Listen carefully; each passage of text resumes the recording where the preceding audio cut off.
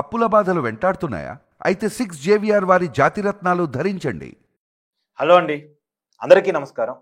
నేను మీ కట్టా కార్తీక్. కేసీఆర్ కుటుంబంలో చీలిక ఎందుకు వచ్చింది? కవిత తిరుగుబాటి కారణాలు, అసలు కారణాలేంటి? ఆమెను పార్టీ ఎందుకు సస్పెండ్ చేసి ఉండొచ్చు? గారాల బిడ్డని కేసీఆర్ ఎందుకు వదులుకొని ఉండొచ్చు? కవిత ఇప్పుడు తెలంగాణ రాజకీయాల్లో చక్రం తిప్పే అవకాశం నిజంగా ఉందా? పొలిటికల్ వాక్యంని ఆమెను నింపగలిగే పరిస్థితి ఉందా? అసలు హరీష్ రావు మీద కవిత అక్కసు కారణాలేంటి? ఒకప్పుడు కేటీఆర్ ఇండైరెక్ట్గా టార్గెట్ చేసిన కవిత ఇప్పుడు హరీష్ రావుని ప్రధానంగా, సంతోష్ రావుని ప్రధానంగా టార్గెట్ ఎందుకని చేస్తున్నారు? హరీష్ రావుకి కవితకి, సంతోష్ రావుకి కవితకి ఉన్నటువంటి గ్యాప్స్ ఏంటి? అసలు ఆ కుటుంబంలో ఏం జరుగుతుంది తెలుసుకునే ప్రయత్నం చేద్దాం.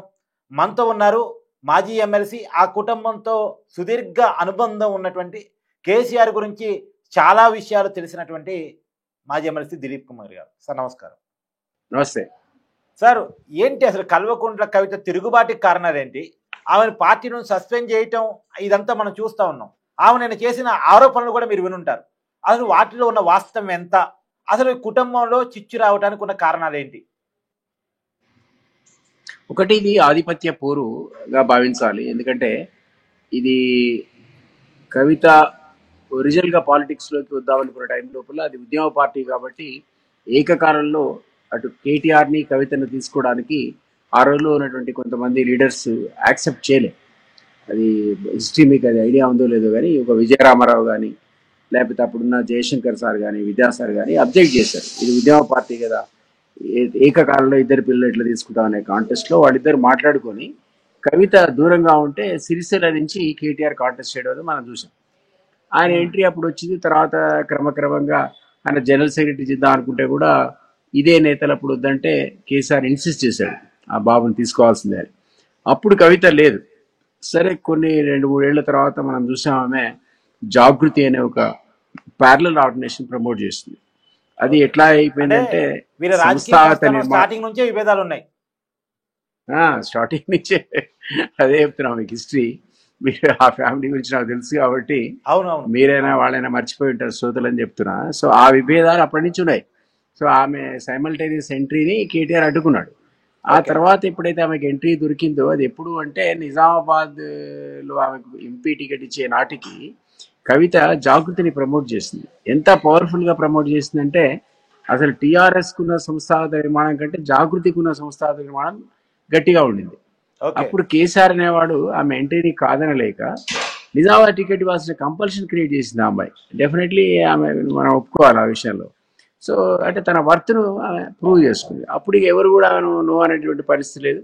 నిజామాబాద్ ఎంట్రీ దొరికింది. తర్వాత ఆమె ఇదే జాగృతిని, అదేవిధంగా బతుకమ్మలను ప్రమోట్ చేసే సిస్టమ్ను దేని ద్వారా తనకు పేరు వచ్చిందో, ఏ కారణం చేతనో వాటిని నెగ్లెక్ట్ చేసిన.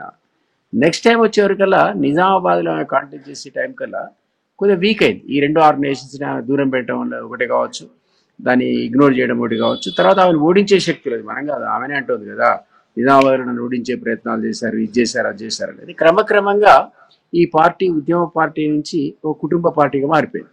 దాన్ని ఎవరు ఆపలేకపోయారు. దాన్ని వ్యతిరేకించినటువంటి ఆల నరేంద్రను సస్పెండ్ చేశారు, విజయశాంతిని సస్పెండ్ చేశారు, విజయరామారావు వెళ్ళిపోయాడు, రెహమాన్ వెళ్ళిపోయాడు, చంద్రశేఖర్ వెళ్ళిపోయాడు, ఎన్ఎం శ్రీనివాసరెడ్డి వెళ్ళిపోయాడు, కేకే మహేందర్ రెడ్డి వెళ్ళిపోయాడు, నేను వెళ్ళిపోయా. ఇవన్నీ కూడా క్రమక్రమంగా ఎవరైతే ఈవెన్ చెరకు సుధాకర్, వీళ్ళందరూ కూడా ఎవరైతే వాయిస్ ఉన్న వాళ్ళు, ఆయనని ప్రశ్నించగలిగే వాళ్ళు, పార్టీలో విషయాలను ఆయనకు చెప్పే ప్రయత్నం చేసే వాళ్ళందరూ కూడా క్రమక్రమంగా ఏ కారణం చేతనో కేసీఆర్ దాన్ని దూరం పెట్టాడు. అది ఒక కుటుంబ పార్టీ లాగా ఆయన ఆధిపత్యంలోనే కొనసాగింది. దానికి 4 పిల్లర్లుగా, ఒక హరీష్, ఒక సంతోష్, ఒక కవిత, ఒక కేటీఆర్ అనే పద్ధతిలో 2008 నుంచి అది బాగా ఎమర్జ్ అయింది. కానీ ఏ కారణం చేతనో ఆయన సీఎం అయిన తర్వాత హరీష్కు, సంతోష్కు, అదేవిధంగా కేటీఆర్కు ఉన్న ప్రాధాన్యత ఈ అమ్మాయికి ఎందుకో దొరకలేదు. ఇటీవల కాలంలో ఆయన సీఎం అయిన ఫస్ట్ టర్మ్లో అనంటే, లేకపోతే ఆ క్రమంలో ఎందుకో లిక్కర్ స్కామ్లో తను ఇన్వాల్వ్ అయిన తర్వాత ఆమెకు ఒక ఫ్రస్ట్రేషన్ ఏమొచ్చిందంటే, తనని ఏ విధంగా అయితే పట్టించుకోవాలో ఆ విధంగా వీళ్ళెవరు పట్టించుకోవట్లేదు, బీఆర్ఎస్ నుంచి తనకు సరిగా సపోర్ట్ దొరకట్లేదు అనేటువంటి ఒక చాలా సందర్భాల ఆక్రోశాన్ని వెలిబుచ్చింది.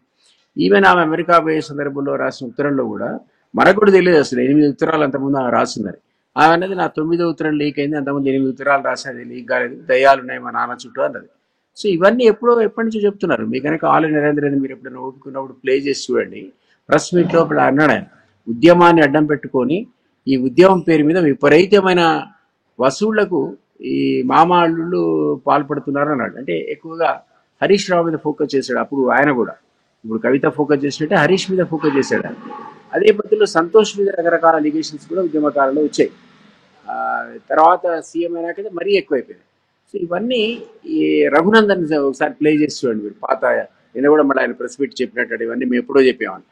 అది వేరే వాళ్ళు చెప్తే అంతగా ప్రాధాన్యత రాలేదు. ఈవెన్ నేను కూడా ప్రెస్ మీట్ పెట్టి చెప్పా అప్పుడు. ఈ అవకతవకలు జరుగుతున్న 2009 నుంచి ఆయనతో విభేదించి బయటకు పోయిన నేను కూడా ఎన్నో సందర్భాల్లో ప్రెస్లో చెప్పావి. కానీ ఇవేవి కూడా అంత ప్రాముఖ్యతను సంతరించుకోలేదు, అంత ఇంపార్టెన్స్ వాటికి రాలేదు. కానీ ఈ రోజు ఆమె కుటుంబ సభ్యురాలుగా, ఆయన కూతురుగా, అధినేత కూతురుగా ఎప్పుడైతే ఈ మాట అన్నదో ఒక్కసారి అది మీడియాలో హైలైట్ అయింది. అందుకని అంటున్నా, మీరు పాతవి కూడా రఘునందన్ కానీ నరేంద్ర కానీ ప్లే చేసి చూస్తే అప్పటి నుంచి కూడా అందులో ఉన్నటువంటి అవకతవకలకు చాలా మటుకు అటు హరీష్ కానీ సంతోష్ కానీ బాధ్యుడైన విషయం అందులో ఉంటుంది. సో నేనేమంటా అంటే ఈ రోజు ఆమె తన ఇంపార్టెన్స్ తగ్గిపోవడం ఒకటి. నాకు ఇక్కడ ఒక విషయం చెప్పండి, అసలు సంతోష్ రావుకి హరీష్ రావు కూడా పడదని అంటారుగా? అది పాసిబుల్. ఎందుకంటే ఈ సంతోష్ అనేవాడు 24 hours ఉంటాడు ఆయన వెనక. ఒకనొక సందర్భంలో కేసీఆర్ అన్నాడు, ఎందుకు మీరు ఆ రాజ్యసభ ఇచ్చారనికంటే అసలు వాడు మందులు ఇవ్వకపోతే నేను బతికే సమస్య లేదు అన్నాడు. ఆ మాట మనం విన్నాం కదా. అంటే అసలు మందులు ఇచ్చేవాడిని రాజ్యసభ సభ్యులు చేస్తారా? మీ కుటుంబ సభ్యులను అసలు మంత్రి పదవులు ఇస్తారా? హరీష్ రావు అయితే ఏకంగా ఎమ్మెల్యే కాకుండా మంత్రి అయ్యాడు కదా, మీ జ్ఞాపకం ఉంటే. అది ఇంకో ఈ ఉద్యమ నేతకు సాధ్యపడుద్దా? ఎందుకో జయశంకర్ సార్ని చేయలేదు, విద్యాసాగర్ సార్ని ఎందుకో చేయలేదు. జయశంకర్ గారిని అయితే అనుకుంటా ఎంపీ చేశాని ప్రామిస్ చేశాడు. అదే విద్యాసాగర్ గారిని ఇరిగేషన్ మినిస్టర్ చేస్తా అన్నాడు నా కళ్ళు ఎదురుగా ఎన్నోసార్లు, మరి ఎందుకో జరగలేదు. అది హరీష్ ఎందుకో తీసుకొచ్చి మంత్రిని చేశారు మీరు. సో ఇవన్నీ అవకతవకలు రకరకాల సందర్భాల్లో జరిగాయి. సరే, ఈ రోజు నుండి దాంట్లో కేవలం హరీష్ రావు ప్లస్ సంతోష్ రావే ఈ మొత్తానికి కారణం అంటే రేపు పొద్దున సిబిఐ తెలుస్తుంది ఎవరి షేర్ ఎంతో. దానికి కేసీఆర్ కాన్సెంట్ ఉందా లేదా? కొన్ని సందర్భాలు ఉండకపోవచ్చు, నీకు కాదనట్లే, నాకు కూడా తెలుస్తుంది. ఆయన అన్నింటినీ పూర్తిగా పట్టించుకోడు. దాన్ని అడ్డంగా పెట్టుకుని సంతోష్ అనేవాడు, హరీష్ అనేవాడు ఆయన ఎక్స్ప్లాయిట్ చేసే ప్రయత్నం చేశారనే విషయం నేను కూడా దగ్గర ఉన్నాను కాబట్టి నాకు కూడా తెలుస్తుంది. కానీ ఏమి తెలియదు మా నాన్న వెన్నపూస శుద్ధపూస అంటే అది నడవదు. ఈవెన్ ఘోష్ కమిషన్ వేస్తే కమిషన్ ఏమని నిర్ధారించింది? కర్త కర్మ క్రియ కేసీఆర్ అన్నది. అంతేగాని అందులో హరీష్ ఉన్నాడు, అందులో ఉండొచ్చు రేపు పొద్దున కమిషన్లో అది కూడా ఉంది. ఈవెన్ ఈటల అందరు ఫైనాన్స్ మినిస్టర్గా ఉండి కూడా లిమిటెడ్ రోల్ అతన్ని కూడా నేమ్ చేశారు, అధికారులు నేమ్ చేశారు. ఇద్దరు అధికారులు మొన్న రైడ్ చేస్తే ఏసీబీ వేల కొద్ది రూపాయలు పట్టుబడ్డాయి. కాబట్టి ఎవరి దగ్గర ఎంత, ఎవరి షేర్ ఎంత, ఎవరు ఎక్కడ తిన్నారనే విషయాలు రేపు పొద్దున సిబిఐ ఎంక్వైరీ స్టార్ట్ చేసినాక షేర్ల వ్యవహారం బయటపడుతుంది. కాబట్టి ఈ రోజున్న దాంట్లో కవిత అన్నది తీవ్ర అసంతృప్తికి గురైంది. ఆమె దగ్గరికి రానివ్వలేదు, అధికారం వాడుకున్నారు వీళ్ళే తప్ప ఆమెను ఎందుకో దూరం పెట్టారనే విషయాన్ని ఇప్పుడు ఆమె మాటల్లోనే మనకు బయటపడ్డది. కాబట్టి ఆక్రోశాన్ని ఆమె వెరగట్టుతూ మా నాన్నకి ఇవన్నీ తెలియవు, చాలా మటుకు ఆయన డార్క్లో పెట్టి చేశారంటుంది. అది ఎంత వరకు సత్యం అన్నది రేపొద్దున సిబిఐ ఎంక్వైరీలో షేర్ల వాటా బయటపడడం మనకు తెలుస్తుంది. సార్, ఇప్పుడు కవిత ఆరోపణలు కూడా ఇప్పుడు ఇందాక మీరు అన్నట్టు అంత హరీష్లో సంతోష్ రావు చేశారు, కేసీఆర్కి ఏమి తెలియదు అంటే అది ఎలా నమ్మశక్యంగా ఉంటుంది? పార్టీకి అధినేతగా ఆయన ఉన్నారు, ప్రభుత్వానికి అధినేతగా ఆయన ఉన్నారు, ఆయన పేరుతోనే మొత్తం వ్యవస్థ నడిచింది. కేసీఆర్ మళ్ళా ఏమీ తెలియని వ్యక్తి కూడా కాదు, చాలా రాజకీయ ఉద్దండు, పరిపాలన మీద అవగాహన ఉన్నటువంటి వ్యక్తి, సబ్జెక్ట్ ఉన్న వ్యక్తి. అలాంటి వ్యక్తికి ఏమీ తెలవకుండా జరిగింది అని అంటే ఎలా నమ్ముతారు? అంటే కవిత చెప్తుంది పొలిటికల్ క్రెడిబిలిటీ ఉంటుందా? ఆమెకు రాజకీయ క్రెడిబిలిటీ ఏర్పడిద్దా అసలు? లేదు, సాధ్యపడదండి. ఇప్పుడు మీకు తెలిసి జరిగినా తెలియకుండా జరిగినా మీరు అన్నట్టుగా ఆ వ్యవస్థకైనా చీఫ్, అది పార్టీ పరంగా చీఫ్ ఉన్నా లేకపోతే ఒక వ్యవస్థ ముఖ్యమంత్రిగా తన క్యాబినెట్కు తానే చీఫ్ ఉన్నా కూడా 100% లయబిలిటీ బాధ్యత అనేది కేసీఆర్దే అవుద్ది. కానీ మీ కింది వాళ్ళు మొత్తమే దొంగలు, వాళ్ళే చేశారు, ఇదంతా ఆయనకి ఏం తెలియదు అనడానికి అది సాధ్యపడదు. మీరు అన్నట్టు ఇంపాసిబుల్. అది ఆ బాధ్యత ఖచ్చితంగా ఆయన కూడా పూర్తిగా వహించాల్సి వస్తుంది. సరే, అందులో నీ షేర్ ఎంత ఆయన షేర్ ఎంత వేరే డిబేటబుల్. అది ఆయన నీకు 100 రూపాయలు కలెక్ట్ చేసి నీకు 20 రూపాయలు ఇచ్చి ఉండొచ్చు, ఆయన 80 తిని ఉండొచ్చు, అది వేరే లెక్కలు. సిబిఐ రేపు తెలుస్తుంది. అంతేగాని అసలు నాలెడ్జ్లో కేసీఆర్కి లేకుండా ఇంత పెద్ద అవినీతి కుంభకోణాలు జరుగుతాయన్నది సాధ్యపడే పని కాదు. మీరు అన్నట్టు అది జరిగినా కూడా సీఎం బాధ్యుడు అవుతాడు, సీఎంగా ఉన్నటువంటి కేసీఆర్ బాధ్యుడు అవుతాడు తప్ప మిగిలిన వాళ్ళు పూర్తిగా బాధ్యత మనం దాని మీద పెట్టలేము. అందుకనే ఘోష్ కమిటీ ఆ నివేదికలో నేనైతే 650 pages నేను చదవలేదు, కానీ దానికి జిస్టే చూశాను నేను. డెఫినెట్లీ ఆయన కర్త కర్మ క్రియ కేసీఆరే అన్నది తప్ప వీళ్ళ పేర్లు అంతగా ప్రస్తావించలేదు. వాళ్ళందరికీ కూడా ఉన్నట్టున్నాయి. ఆ కారణం చేతనే రేపు ఇది సిబిఐకి అప్పగించారు. తెలివిగా సీఎం దాన్ని తోసేశాడు సిబిఐకి. ఎందుకంటే ఇప్పుడు బాల్ అనేది బీజేపీ కోర్టులో పడ్డది. సో వాళ్ళు ఆ సిబిఐకి ఇవ్వండి ఎప్పటి నుంచో డిమాండ్ చేస్తున్నారు. కాబట్టి ఇప్పుడు తక్షణంగా చర్య తీసుకోవాల్సిన అవసరం బీజేపీ మీద పడ్డాయి. రేపు పొద్దున లోకల్ బాడీ ఎలక్షన్స్ వస్తే పుసుకున కేటీఆర్ను ఎవరినో హరీష్ను అరెస్ట్ చేయాల్సిన పరిస్థితి వచ్చింది అనుకోండి, కేటీఆర్ని అరెస్ట్ చేయాలనుకోండి, అప్పుడు పొలిటికల్గా మైలేజ్ ఏమన్నా ఈ రోజు ఉన్నటువంటి సింపతి వేవ్ ఏమైనా క్రియేట్ అవుతుందని అనుకున్నాడేమో. కానీ సీఎం చాలా తెలివిగా చర్చల ద్వారా మొత్తం దాంట్లో ఉన్నటువంటి వ్యవహారం అంతా బయటపెట్టాడు. తద్వారా చేయాల్సిన యాక్షన్ తను తీసుకోకుండా సిబిఐ మీదకి నెట్టివేశాడు.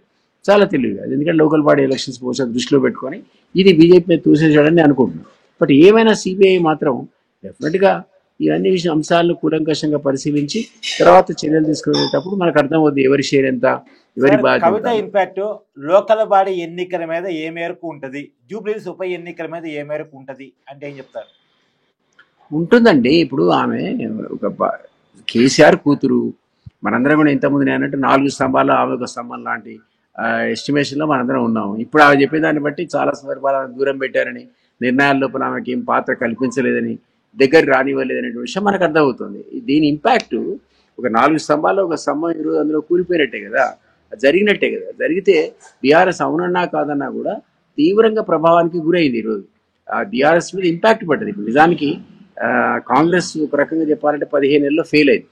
రకరకాల హామీలు ఇంప్లిమెంట్ చేయలేక, డబ్బులు లేక, సీఎం అనేవాడే చెప్పుకుంటున్నాడు నాకు చేత కావట్లేదు, డబ్బులు లేవు, నన్ను కోసుకుని తిన్నా, డబ్బులు వేయలేను అనే పరిస్థితిలో వాళ్ళు కొలాప్స్ అయ్యారు. నిజానికి 15 monthsలో వాళ్ళకి 10 years కొలాప్స్ కావడానికి పడితే వీళ్ళకి డబ్బులు లేక 15 monthsలో చేతులు ఎత్తేసారు. ఈ సందర్భంలో వ్యాక్యూమ్ ఏర్పడ్డది. ఈ పొలిటికల్ వ్యాక్యూమ్లో అసలు పోయింది అనుకున్న బీఆర్ఎస్ మళ్ళీ పుడుతుంది అనుకున్నాం మనం, లేదా బీజేపీ లేస్తుంది అనుకున్నాం.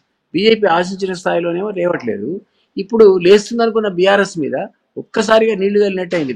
కవిత సంచలనమైనటువంటి ఈ వ్యాఖ్యానాలు కానీ ఒక రకంగా ఎండార్స్ చేసిన ఇందులో అవినీతి జరిగింది అనే విషయాన్ని మీరు నేను ఎంత చెప్పినా పబ్లిక్ అంతగా యాక్సెప్ట్ చేయరు. వీళ్ళకి పడట్లేదు, బయటికి పోయారు, వీళ్ళని ఏదో తీసేశారు కాబట్టి అన్నారు అనుకుంటారు తప్ప, ఆమె చెప్పింది అనుకోండి ఒక రకంగా సర్టిఫికేట్ ఇచ్చేసింది ఆమె, ఎస్ అవినీతి జరిగింది అని. మనం ఇక వేరే చర్చ రేవంత్ రెడ్డి కూడా ఆయుధం కదా, కవితనే చెప్పింది కదా, నీ కుటుంబంలో ఉన్నైతే చెప్పింది కదా అవినీతి జరిగింది అన్న విషయం చెప్తాడు కదా అన్నాడు కదా. మంత్రులు అంటున్నారు, విప్పులు అంటున్నారు, అందరూ చెప్తున్నారు. ఇప్పుడు మేము అప్పుడే చెప్పాము, అప్పుడే నేను అన్నాను కదా, ఎప్పటి నుంచో చెప్తున్నారు. అంటే ఇప్పుడు ఆమె ఎండార్స్మెంట్ అన్నది ఒక రకంగా సర్టిఫికేట్ లాగా అయిపోయింది. ఆ ప్రభుత్వంలో విపరీతమైన విచ్చలవిడి అవినీతి జరిగింది. కొందరు వ్యక్తుల చేతుల్లోనే కేసీఆర్ లొంగి వాళ్ళకి అనుగుణంగా పనిచేశాడనే విషయాన్ని మనం చెప్పిన దానికి కవిత చెప్పిన దానికి తేడా ఉంటుందా? సో దానికి తగ్గట్టుగా ఈరోజు ఇంపాక్ట్ పడింది బీఆర్ఎస్ వ్యక్తిగా. ఒక మాట చెప్పండి, కవిత మీద ఒక అమ్మాయి అనేటువంటి వివక్షని కేసీఆర్ మొదటి నుంచి చూపించే వాళ్ళ?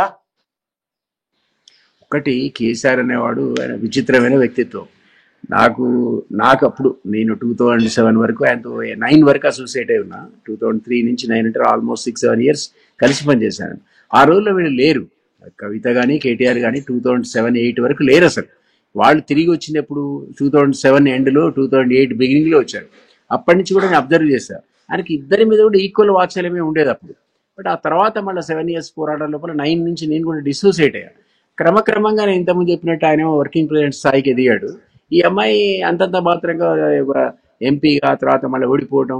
సరే ఓడిపోయినా సరే ఆయన ఏదో కారణం చేత కూతురనో మరో దాన్ని కాంపెన్సేట్ చేస్తూ ఎమ్మెల్సీ కూడా చేశాడు ఆయన. కానీ పూర్తి స్థాయిలో ఆమెకు అందులో ఆ భాగస్వామ్యం కల్పించలేదు. ఆమె ఆశించిన స్థాయిలో ఆమెకు వాల్యూ లేదు అనేది మనకి ఇప్పుడు తెలుస్తుంది కదా ఆ మాటల్లో. ఈవెన్ వర్కింగ్ ప్రెసిడెంట్ మీద కూడా కామెంట్ చేసింది, మా అన్న నన్ను పట్టించుకోలేదు, నేను మహిళగా ప్రెస్ మీట్ పెట్టి 103 రోజులైనా కూడా ఒక్క ఫోన్ కాల్ కూడా చేయలేదని అంటుంది కదా. సో ఇవన్నీ చూస్తే నేనేమంటానంటే ఆమె తండ్రికి కూడా అసలు తండ్రికి ఉత్తరాలు రాయడం ఏంటి? 8 ఉత్తరాలు ఎవరన్నా కూతురు రాస్తుందా? చక్కగా తలుపు తీసుకొని పోవాలా, మాట్లాడి రావాలి. ఆయన ఎలా చేయడు అట్లా.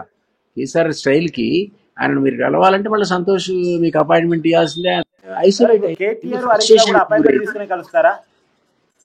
హరీష్కు అయితే కొంత ఎక్కువ చనువు ఉంటుంది. ఇప్పుడు హరీష్ కంటే ముందు ఆ స్థానాల్లో పనిచేసిన వాడు ఆయన ట్రాన్స్పోర్ట్ మినిస్టర్గా ఉన్నప్పుడు కానీ, తెలంగాణ పార్టీ పెట్టినప్పుడు కానీ, ముందుగా ఆమె అన్నట్టుగా మొదటి 6 నెలలు 9 నెలలు ఉండకపోవచ్చు, లేకపోవచ్చు. కానీ ఆ తర్వాత ఇప్పుడు సంతోషిన స్థానంలో ఆ రోజు హరీష్ ఉండేవాడు.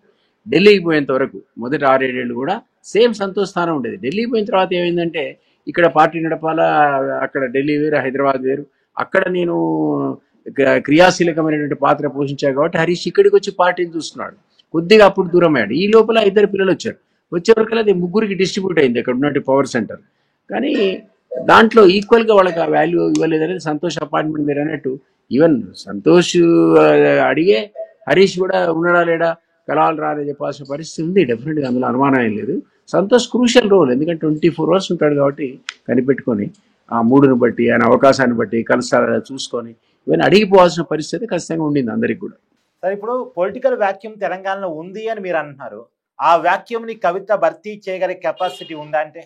ఈ రోజు ఉన్నటువంటి వాతావరణంలో డెఫినెట్లీ పొలిటికల్ వాక్యూమ్ ఉంది. మీకు తెలుసు బీసీ కాన్సెప్ట్ కూడా ప్రబలంగా పైకి వచ్చింది. సో ఈ బీసీ కాన్సెప్ట్ అన్నది ఏ విధంగా దారితీస్తుందో మనకు తెలియదు. ఆ వాక్యూమ్లో బీజేపీ నిండాల్సి ఉంటే నిండట్లేదు. ఈవెన్ కాంగ్రెస్ వీక్ అయిపోయిన సందర్భంలో బీఆర్ఎస్ లేచే సందర్భంలో ఈ అమ్మాయి యొక్క ప్రభావం తీవ్రంగా ఆ పార్టీ మీద పడ్డదని అన్న. కాబట్టి ఆమె ఒక పార్టీని ప్రమోట్ చేస్తే కాస్తో కూస్తో వ్యాక్యూమ్ ఉన్నమాట వాస్తవమే. కానీ తను మళ్ళీ అగ్రవర్ణానికి చెందిన మహిళ కాబట్టి ఎంతవరకు మిగిలిన సెక్షన్స్ యాక్సెప్ట్ చేస్తాయో మనకు తెలియదు. అట్లా కాకుండా రేపొద్దున ఆమె ఒక ఫ్రంట్ ఏర్పాటు చేసింది అనుకోండి, అందులో రకరకాల ఈ బీసీ సెక్షన్స్ అన్ని చేరాయనుకోండి, వేరే చిన్న చితక పార్టీలు చేరాయనుకోండి, ఒక ఫ్రంట్ ఎమర్జ్ అయింది అనుకోండి, అప్పుడు డెఫినెట్లీ దాని గురించి ప్రజలు ఆలోచించే పరిస్థితి ఈరోజు ఆ వ్యాక్యూమ్లో ఉంది. కాబట్టి ఐ రియలీ డోంట్ నో ఆమె రేపు పార్టీ పెడుతుందా పెట్టదా, ఒకవేళ పెడితే ఇతరులతో జత కడుతుందా లేదా, షేరింగ్ ప్యాటర్న్ ఉంటుందా ఉండదా, ప్రజలు యాక్సెప్ట్ చేస్తారా లేదా అనేది ఇట్స్ $1 million క్వశ్చన్. ఎందుకంటే మనం గతంలో కూడా చూసాం, దేవేంద్ర గౌడ్ గారు పార్టీ పెట్టే ఉద్యోగకాలంలో అది నడవలే. అంతకుముందు పాపం ఆలయ నరేంద్ర నడిపి తెలంగాణ సాధారణ సమితిని మెర్జ్ చేశాడు, టీఆర్ఎస్ నడపలేక. విజయశాంతి కొంతకాలం నడిపింది, ఆమె నడపలేక మెర్జ్ చేసింది. నేను కొన్ని రోజులు 2 years నడిపి ఇప్పుడు ఈ మధ్య మళ్ళీ రివైవ్ చేశారు. రాష్ట్రీయ లోక్దళ్ ఉద్యమకాలం నడిపాము. పార్టీలు నడపడం అనేది ఆషామాషి కాదు. దానికి వ్యాక్యూమ్ ఉండాలి, ఒక వేవ్ ఉండాలి, యాక్సెప్టెన్స్ ఉండాలి, మీ ఫిలాసఫీ ప్రజలకు నచ్చాలి. అప్పుడున్న తెలంగాణ సెంటిమెంట్ వేరు, ఆ కాంటెస్ట్లో ఉన్న పార్టీలు వేరు. అప్పుడు అవుట్ ఆఫ్ కంపల్షన్ ప్రతి పార్టీ నువ్వు టీడీపీయా బీజేపీయా లేకపోతే కాంగ్రెసా చచ్చుకుంటూ నువ్వు తెలంగాణ అనకపోతే అడుగు ప్రజల లోపలికి పోయే పరిస్థితే లేదు. ఎమ్మెల్యేలు మంత్రులే చెప్పులే విసిరారు. అప్పుడు అంత సిచ్యువేషన్, ఆ సీన్ అనేది ఈరోజు లేదు. డెఫినెట్లీ పొలిటికల్ వ్యాక్యూమ్ ఉంది. ఆ వ్యాక్యూమ్కు మీరు వాడుకోదలుచుకుంటే ప్రజలకు చెప్పాలి మీ విజన్ ఏంటి, ఏ పద్ధతిలో మీరు బయలుదేరిపోతున్నారు, రేపు పొద్దున వీళ్ళు చేసిన తప్పులు ఏంటి, మీరు ఏ విధంగా తప్పులు సరి చేసుకొని రేపు ముందుకు పోతారని చెప్తే ప్రజలు యాక్సెప్ట్ చేస్తే మీరెవరు నేనెవరు, ప్రజలే దాన్ని యాక్సెప్ట్ చేస్తారు. Thank you sir. Thank you.